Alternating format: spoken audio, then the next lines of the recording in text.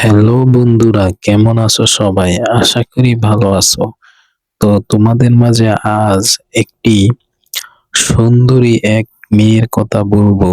সে মেয়েটি হলো একটি কাজ করত।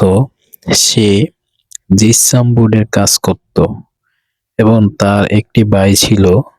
আর এই কারণেই সে এই কাজ করে, তার ভাই ছোট, যার কারণে সেই পরিবারের বড়, সেই দায়িত্ব বহন করে পরিবারকে চালায়।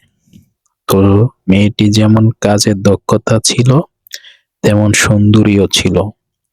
তার এই কাজের দক্ষতা এবং সুন্দরিতা সৌন্দর্যের মুগ্ধ হয়ে সবাই তাকে পছন্দ করত।